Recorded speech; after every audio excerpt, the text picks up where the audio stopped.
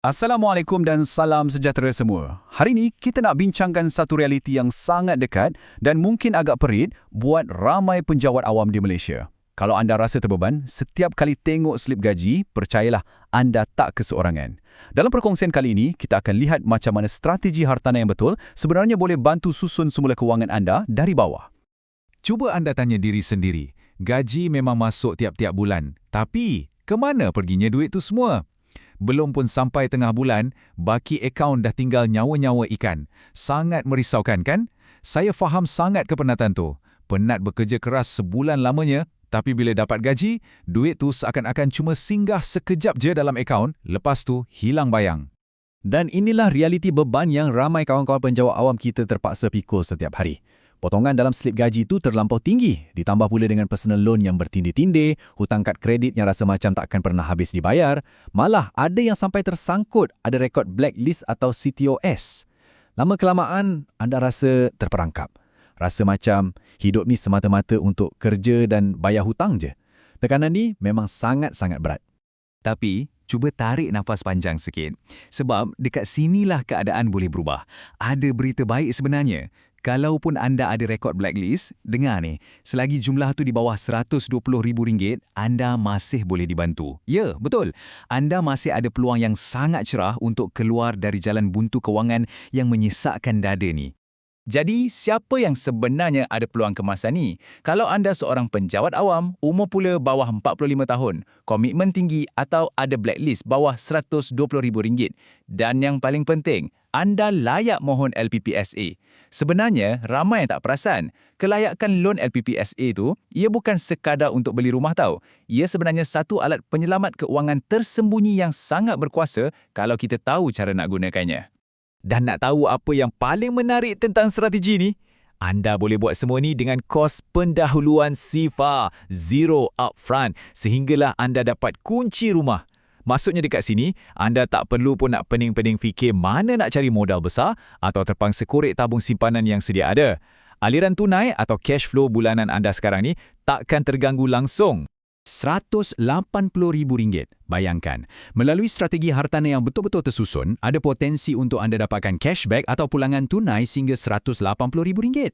Tapi ingat, ni bukan sekadar duit lebih untuk kita enjoy sakan, tidak. Ini adalah dana tunai strategik. Anggap ia macam satu pelampung keselamatan yang akan betul-betul tarik anda keluar dan pulihkan semula keadaan kewangan keluarga anda. Macam mana cashback ni boleh susun semula kewangan anda? Okey, ceritanya macam ni. Anda akan gunakan dana tadi tu untuk langsaikan terus segala hutang-hutang lama yang lapuk tu dan tutup semua pinjaman yang kadar faedahnya tinggi. Bila hutang luar ni dah ditutup, automatik komitmen bulanan anda akan jatuh mendadak.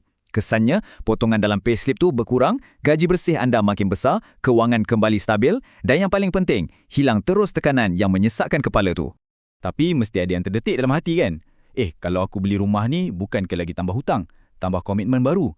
Okey, jom kita rungkai sikit mitos ni. Memang betul, kalau beli rumah membuta tuli, ia akan jadi liability.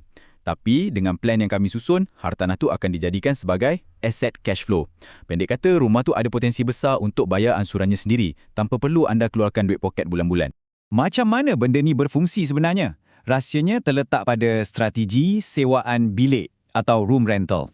Langkah pertama, kita mula dengan unit asas 3 bilik. Kemudian langkah kedua, rumah tu diubah suai dengan cantik menjadi 5 ke 7 bilik. Dan langkah ketiga, kita sewakan ikut bilik.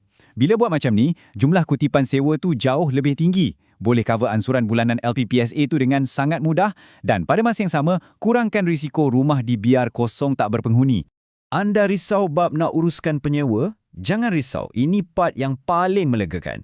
Anda tak perlu pun pening kepala nak buat semua ni sendirian. Anda akan dapat pengurusan hartanah percuma selama 1 tahun. Maksudnya, akan ada pakar yang tolong carikan penyewa, tolong kutip sewa bulan-bulan dan pantau rumah anda tu sepanjang tahun pertama. Jadi, anda cuma perlu fokus pada kerja hakiki dan nikmati je kelegaan kewangan tu, biar pakar yang uruskan.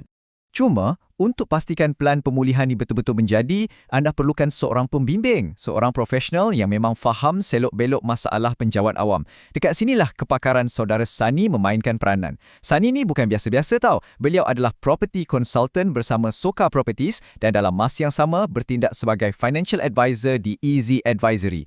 Sani akan bantu anda buat semakan kelayakan LPPSA, bagi panduan A sampai Z dan susun semula strategi kewangan anda tak kira dekat ceruk mana pun anda berada di seluruh Malaysia. Rakan-rakan penjawat awam yang saya hormati, tolonglah jangan biarkan hutang terus-terusan mengawal dan merampas ketenangan hidup anda. Anda dan keluarga anda berhak untuk hidup dengan selesa dan tenang. Kadang-kadang hanya perlukan satu keputusan, satu langkah berani hari ini yang mampu ubah 100% masa depan keuangan anda sekeluarga.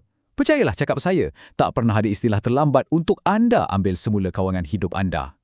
Ingat, tindakan yang anda buat hari ini, itulah yang akan tentukan keselesaan hari esok.